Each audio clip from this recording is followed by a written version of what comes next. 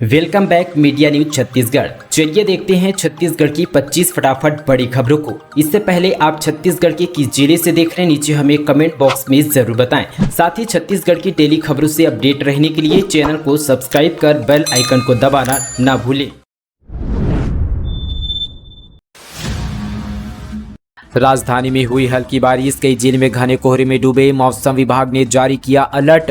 छत्तीसगढ़ की राजधानी रायपुर में बुधवार को हल्की बारिश के साथ कोहरा छाया रहा, जिससे तापमान में गिरावट दर्ज की गई है। राजधानी रायपुर सहित प्रदेश के कई जिलों में घना कोहरा छाया हुआ है। आने वाले 1 या 2 दिनों में प्रदेश के तापमान में और गिरावट दर्ज की जा सकती है। कड़ाके की ठंड पड़ने के आसार है। प्रदेश में बंगाल की खाड़ी में नमयुक्त पूर्वी हवा के आगमन के कारण सरगुजा और बिलासपुर संभागों के कई स्थानों पर लगातार सुबह घना कोहरा छाए रहने की संभावना है। मौसम विभाग ने ऑरेंज अलर्ट जारी कर बताया कि कोहरे के प्रभाव से सबसे ज्यादा उत्तर छत्तीसगढ़ के जसपुर, कोरिया, सूरजपुर, सरगुजा, बलरामपुर, पिंडा रोड व कोरबा जिला प्रभावित होगा। बता दें कि उत्तरी छत्तीसगढ़ में बीते 3 दिनों से कोहरा पड़ रहा है। घने कोहरे के कारण सरगुजा संभाग के कई इलाकों में आना जाना मुश्किल हो गया था। राजधानी रायपुर के आउटर इलाके में हल्का कोहरा 2 दिनों से देखा जा रहा है। मौसम विभाग ने 6 और 7 जनवरी के बीच कोहरा और साथ ही बादलों के बीच हल्की बूंदाबांदी होने की संभावना है।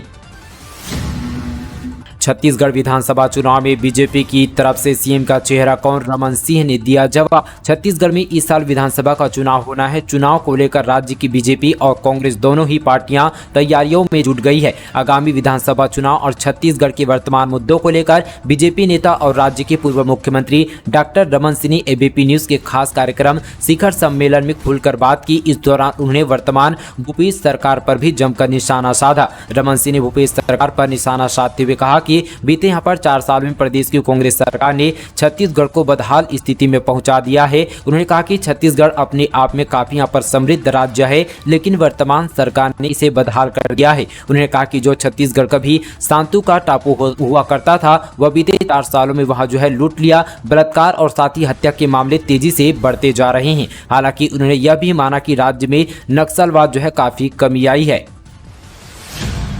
रायपुर के वैज्ञानिकों ने बनाई सिकल सेल जांच की नई तकनीकी। इसे 50 रुपए में हो जाएगी जांच। 2 साल तक के बच्चों की जांच भी संभव। रायपुर के यहाँ पर पंडित जवाहरलाल नेहरू मेडिकल कॉलेज यहाँ पर संबंध डॉक्टर भीमराव अंबेडकर अस्पताल की स्थिति यहाँ पर मल्टी डिसिप्लिनरी रिसर्च यूनिट के वैज्ञानिकों ने सिकल सेल एनीमिया की जाँच यहाँ पर तकनीकी विकसित कर ली है। जाँच की इस तरीके से नवजात शिशु से 2 वर्ष तक के बच्चों में सिकल सेल की मौजूदगी का पता लगाया जा सकता है। इस जाँच की लागत भी अधिकतम यहाँ पर 50 रुपए पड़ने वाली है।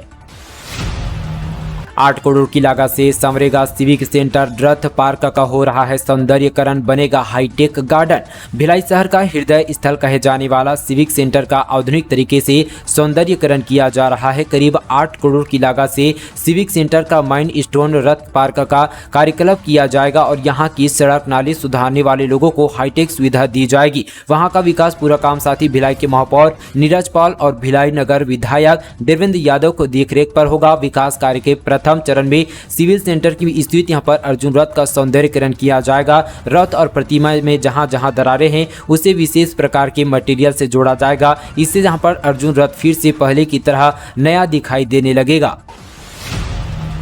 पेट्रोल पंप में बदमाशों ने की फायरिंग। लूट के इरादे से आए 3 नकाबपोश युवकों ने कट्टे से चलाई गोली, दहशत में भागे कर्मचारी। छत्तीसगढ़ के बिलासपुर में बाइक सवार नापाकपोश 3 युवकों ने यहां पर पेट्रोल पंप में कट्टे से फायरिंग कर दी। बदमाश लड़कों की हरकतों को देख पेट्रोल पंप कर्मी दहशत में आ गए और इधर उधर भागते नजर आए। बताया जा रहा है कि यहाँ पर बाइक सवार नकाबपोश लुटेरी इरादे से पहुंचे थे। हालांकि फायरिंग के बाद कट्टे में राउंडर लोड नहीं हुआ और साथ ही जो है बदमाश वहां से फरार हो गए। बदमाशों की यहाँ पर दहशतगर्दी पेट्रोल पंप में लगे सीसीटीवी कैमरे में कैद हो गई है। मौके पर पहुंची पुलिस उनकी यहां पर तलाश कर रही है। पूरा मामला कोटा थाना क्षेत्र का है। सोनिया गांधी अस्पताल में भर्ती, सांस लेने में हो रही थी परेशानी। हॉस्पिटल की तरफ से जारी हुआ ये बयान। कांग्रेस की पूर्व राष्ट्रीय अध्यक्ष सोनिया गांधी को दिल्ली के सर गंगाराम अस्पताल में भर्ती कराया गया है। इस बात की जानकारी मिलते ही तमाम कांग्रेस नेताओं और कार्यकर्ताओं ने सोनिया गांधी के स्वास्थ्य को लेकर चिंता जताई। हालांकि बाद में ये साफ हो गया कि रूटीन चेकअप के तहत सोनिया गांधी को अस्पताल में भर्ती कराना पड़ा। इस दौरान उनकी बेटी यहाँ पर प्रियंका गांधी वाड्रा भी उनके साथ है। उनके अनुसार सोनिया गांधी को सांस लेने में परेशानी हो रही थी। गौरेला पिंडा मरवाही जिले में कड़ाके की ठंड, न्यूनतम तापमान 8 डिग्री सेल्सियस। प्रशासन ने अब तक नहीं की सार्वजनिक स्थानों पर अलाव की व्यवस्था। गौरेला पिंडा मरवाही जिले में इस सीजन का सबसे न्यूनतम तापमान 7 दर्ज किया गया। यहाँ का न्यूनतम तापमान 8 डिग्री सेल्सियस दर्ज किया गया है। उत्तर से आने वाली हवाओं के कारण तापमान में रोजाना गिरावट दर्ज की जा रही है। जिले में घना कोहरा भी छाया रहा। वहीं यहाँ पर पिंडर से अमरकंटक जाने वाले चारों रास्तों में सहित यहाँ पर गौरेला से सहडोल, कोरबा, बिलासपुर और साथ ही मनेंद्रगढ़ जाने वाले मार्गों पर भी घना कोहरा छाया रहा, जिसके कारण विजिबिलिटी बेहद कम रही। सड़कों पर गाड़ियां रेंगती हुई नजर नहीं आई। ऐसे में वहीं यहाँ पर शीतलहर की चपेट में इस इलाके के रहने के बावजूद जिला प्रशासन ने अब तक सार्वजनिक स्थानों पर अलाव की व्यवस्था नहीं की है। हिंदू युवती को डरा धमकाकर कोर्ट ले जाकर शपथ पत्र में करवाया हस्ताक्षर, भड़के समाज ने की शिकायत। छत्तीसगढ़ के कांकेर जिले में हैरान करने वाला मामला सामने आया है। मुस्लिम युवक ने हिंदू महिला को डरा धमकाकर जबरदस्ती बालोद न्यायालय ले जाकर शपथ पत्र में हस्ताक्षर करवाया। हिंदू महिला ने इसकी शिकायत पुलिस अधीक्षक से की है। मामले में शांति कांकेर पुलिस अधीक्षक सरलभ कुमार सिन्हा ने जांच के बाद कार्रवाई करने की बात कही है। आरक्षण पर सीएम ने राज्यपाल पर साधा निशाना, बोले अगर ये तुम्हारी चुनौती है तो मुझे स्वीकार है, लेकिन तुम्हारे लड़ने के तरीके पर धिक्कार है। दरअसल यहाँ पर आरक्षण मुद्दे पर छत्तीसगढ़ सरकार और राज्यपाल में आर पार की लड़ाई शुरू हो गई है। दरअसल यहाँ पर विधानसभा की शीतकालीन सत्र की कार्यवाही शुरू होती ही मुख्यमंत्री भूपेश बघेल ने राज्यपाल अनुसुईया उइके पर निशाना साधा। मुख्यमंत्री भूपेश बघेल ने ट्वीट कर लिखा, अगर ये तुम्हारी चुनौती है तो मुझे स्वीकार है, लेकिन तुम्हारे लड़ने के तरीके पर धिक्कार है। सीएम बघेल ने आगे लिखा, सनहद रहे साथी, भले ही संस्थान तुम्हारा हथियार है, साथी लड़कर जीतेंगे, वो भी भीख नहीं अधिकार है। फिर भी एक निवेदन स्वीकार करो, साथी कायरों की तरह न तुम छिप कर वार करो, राज्यपाल पद की गरिमा मत तार तार करो। मालूम हो कि आरक्षण के मुद्दे पर कांग्रेस ने जन अधिकार रैली निकालकर भाजपा और साथी राज्यपाल पर हमला बोला था। सभा में मुख्यमंत्री भूपेश बघेल ने एक बार फिर से दोहराया कि भाजपा ने राजभवन को राजनीति का अखाड़ा बना दिया है। आरक्षण विधेयक को सभी का समर्थन मिल रहा है। फिर आंदोलन करेंगे अनियमित कर्मचारी। 25 जनवरी को नियमित बैठका, सीएम समेत तमाम नेताओं को भी बुलाया गया। 50,000 कर्मचारी के जुटने का दावा। दरअसल यहाँ पर प्रदेश के अनियमित कर्मचारी फिर से प्रदर्शन करने की तैयारी पर है। इसको लेकर 15 जनवरी को इनकी एक बैठक होने वाली है। इस बैठक को नाम दिया गया है अनियमित बैठका। इसके बाद विरोध प्रदर्शन भी किया जाएगा। पूरा कार्यक्रम राजधानी के बूढ़ा तालाब में होने वाला है। दावा कि इसमें 50,000 से ज्यादा करीब यहाँ पर कर्मचारी शामिल होंगे। 20 करोड़ की फर्जी बैंक गारंटी से मिलिंग, निलंबन से पहले दोषी का प्रमोशन। राज्य सरकारी विपणन संघ यहाँ पर मर्यादित में बड़ी गड़बड़ी सामने आई है। जिस अधिकारी को 20 करोड़ रुपए की फर्जी बैंक गारंटी लगाकर राइस मिलिंग के लिए डिमांड ऑर्डर जारी करने में दोषी पाया गया, उन्हें निलंबन से पहले पदोन्नत कर दिया गया। दरअसल सत्र 2022-23 में धान उठाव के बाद मिलिंग के लिए गौरेला पिंडा मरवाही जीपीएम के साथी डीएम को लोकेश कुमार द्वारा मिनरल्स के संगठक में 20 करोड़ रुपए की फर्जी बैंक गारंटी लगाकर उन्हें धान की मिलिंग के लिए ड्यू जारी कर दिया गया। इसकी शिकायत में जांच के बाद कलेक्टर ने 28 दिसंबर को जारी किए गए अपने प्रतिवेदन में उन्हें दोषी बताया गया। साथ ही इस पर उक्त डीएम ने यहाँ पर 30 दिसंबर को निलंबित किया गया, लेकिन इसके ठीक एक दिन पहले यानी कि 29 दिसंबर को उन्हें पदोन्नत करते हुए सहायक प्रबंधक से उप प्रबंधक पद पर पदस्थ कर दिया गया। युवक की मौत के पहले का वीडियो, कहा था नहाया नहीं हूं, मन साफ है, दोस्तों के साथ पिकनिक मनाकर लौटते वक्त ट्रक ने मारी टक्कर। छत्तीसगढ़ के बलौदाबाजार जिले में हुए सड़क हादसे में एक युवक की मौत हो गई है। वे अपने दोस्तों के साथ पिकनिक मनाकर लौट रहा था, तभी रास्ते में ट्रक ने टक्कर मार दी। उसकी फिलहाल मौत हो गई है। घटने के बाद युवक की मौत के पहले का वीडियो सामने आया। उसमें वह कह रहा है कि ठंड के कारण नहीं नहाया हूँ, मगर मेरा मन साफ है। हादसा पल्लारी थाना क्षेत्र में हुआ है।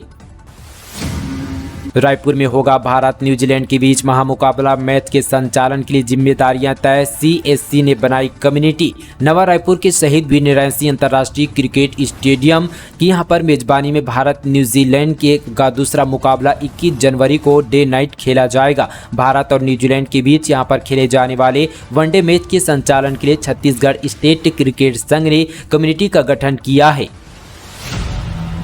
जनजातीय समाज पर हमले निंदनीय, छत्तीसगढ़ में भी हो धर्मांतरण विरोधी कठोर कानून की मांग। दरअसल यहाँ पर अवैध धर्मांतरण और बचगाई स्वभाव से देश में विशेषकर अनुसूचित जाति समाज में तनाव बढ़ रहा है। इसलिए यह सुनिश्चित करना आवश्यक है कि देश में लालच, धोखे या भय से धर्मांतरण न हो। विश्व हिंदू परिषद के केंद्रीय महामंत्री मिलिंद पांडे ने आज एक प्रेस वक्तव्य जारी कर छत्तीसगढ़ में बढ़ती ईसाई मिशनरी द्वारा अवैध धर्मांतरण की घटनाओं पर चिंता व्यक्त करते हुए कहा कि जिन प्रदेश में अवैध धर्मांतरण के विरुद्ध कठोर कानून है उनका पालन हो रहा है, वहां की स्थिति थोड़ी संभली है। छत्तीसगढ़ की घटनाओं से अवैध धर्मांतरण रोकने हेतु राज्य में यहाँ पर कठोर कानून की अवस्था फिर से रेखांकित किया जाना चाहिए। तलवार से काटा केक, जेल में मना जन्मदिन, बीच सड़क बर्थडे सेलिब्रेट कर रहे थे युवक। बर्थडे बॉय से 3 दोस्तों को पुलिस ने दबोचा। बिलासपुर में भी यहाँ पर बीच रास्ते में बर्थडे सेलिब्रेट कर रहे 3 बदमाशों युवकों को पुलिस ने गिरफ्तार किया है। युवक सरेआम जन्मदिन मनाकर तलवार से केक काट रहे थे, तभी पुलिस की टीम वहां पहुंच गई और साथ ही जन्मदिन मनाने वाले युवक और साथ ही उनके 2 साथियों को भी दबोच लिया है। मामला सिविल लाइन थाना क्षेत्र का है। छत्तीसगढ़ के इन जिलों में 7 जनवरी तक स्कूलों में छुट्टियों का ऐलान कलेक्टर ने जारी किया आदेश। छत्तीसगढ़ में शीतलहर का असर दिखना शुरू हो गया है। अंबिकापुर के बाद अब साथ ही मनेन्द्रगढ़ जिले में भी प्राथमिक व मिडिल स्कूलों के छात्राओं को राहत देते हुए 7 जनवरी तक अवकाश घोषित कर दिया है। शीतलहर व साथ ही कोहरे के प्रकोप को देखते हुए यह निर्णय लिया गया है। जिला कलेक्टर PS ध्रुव ने आदेश जारी कर दिया है। साथ ही इधर अंबिकापुर में ठंड के कारण स्कूल में 3 दिनों की छुट्टी घोषित की है। यह आदेश सरगुजा कलेक्टर कुंदन कुमार ने जारी किया है, जिसके अनुसार 7 जनवरी से प्राथमिक से लेकर साथ ही उच्चतर माध्यमिक स्कूलों में अवकाश घोषित किया गया।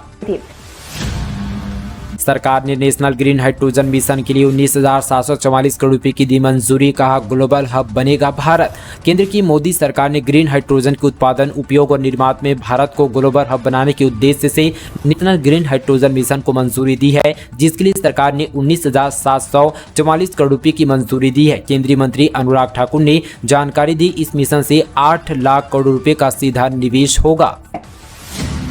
भाजपाइयों की गिरफ्तारी पर छल के पूर्व मंत्री के आंसू सड़क पर रोए। केदार कश्यप बोले, अपनी संस्कृति को बचा रहे हैं, निर्दोष लोगों को गिरफ्तार किया। साथ ही छत्तीसगढ़ के पूर्व मंत्री और भाजपा नेता के केदार कश्यप का एक वीडियो सामने आया, जिसमें केदार कश्यप पुलिस और जिला प्रशासन पर अपना गुस्सा जाहिर करते हुए भावुक हो गए। बीजेपी सांसद संतोष पांडे, पूर्व मंत्री महेश गगड़ा समेत अन्य नेता उन्हें शांत करवाते दिख रहे हैं। केदार यहाँ पर रोते हुए कह रहे हैं कि हम अपनी संस्कृति को बचाने की पूरी कोशिश कर रहे हैं, राजनीतिक नहीं कर रहे हैं। चर्च की यहाँ पर तोड़फोड़ के मामले में पुलिस ने निर्दोषों को साथ ही गिरफ्तार किया है।